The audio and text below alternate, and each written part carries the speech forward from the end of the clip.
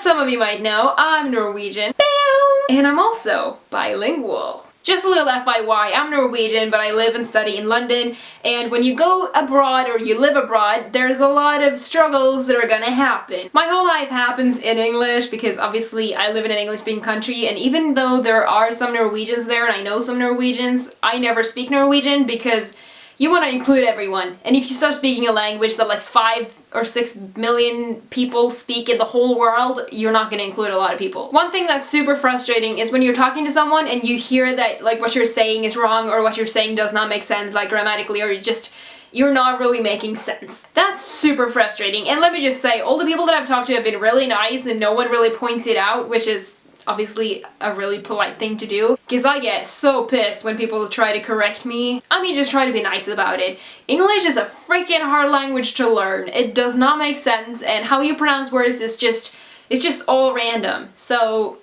excuse us. It's hard. When you're talking and you hear that you don't make sense, it's like, no!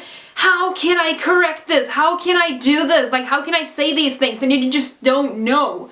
It's like, how? I don't have the words to say this the way I want. How do I express myself? And then you start to feel bad about yourself. Because if you have ever been in a situation where you can't communicate or you can't communicate properly, like you're not 100% expressing what you want to express, so you can kind of be misunderstood or you just can't make your point, that's very frustrating. Or you have a perfect word to use or you have a perfect way to explain this, but not in English. Even though Norwegian is a smaller language, I don't even know if you can say this, but it has so many fewer words than English does, and still there are some words that can't be translated. Like, English just doesn't have a word for these words.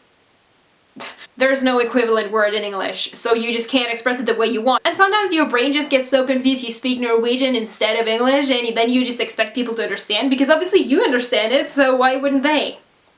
They don't. When we had just moved to London last year, we went on a boat trip to Greenwich, and I fell asleep on the boat. I don't know, I wasn't even jet lagged, but I fell asleep on the boat. So when we were like approaching Greenwich, my friend Kadim woke me up, and obviously when you're like just waking up, you don't even know where you are. You're like, you don't know what you're saying, you don't know anything. And I was like, "Er vi framme?" And they were just like, "What?" And I said it again. And obviously that means "are we there yet" in Norwegian, but I didn't even realize that I was speaking Norwegian, and I laughed so much. Because obviously it takes nothing to make me laugh, and when I just waken up, brace yourselves. Sometimes when I talk to people, I notice that they don't understand what I'm saying, so they're just trying to understand, or they're like just making up something in their head and pretending this is what I'm saying. Or they're just pretending to understand. I don't get offended when people do this, so don't worry. Like, obviously they're just trying to make the best out of the situation, and they're just trying to make it work when this person is rambling in this weird, like, English-like language that they just made up in their head.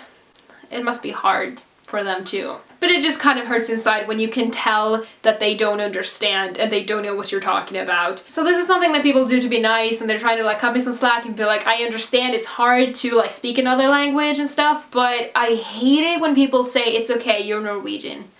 Just like, no, I don't want to I don't want to need an excuse to suck at English. It's like you're saying, I can't understand what you're saying, but you're Norwegian, so we can't expect anything better. That's like what I hear. And I know that's not what people mean. They're trying to be nice, but I'm just like, no, I don't want to need an excuse.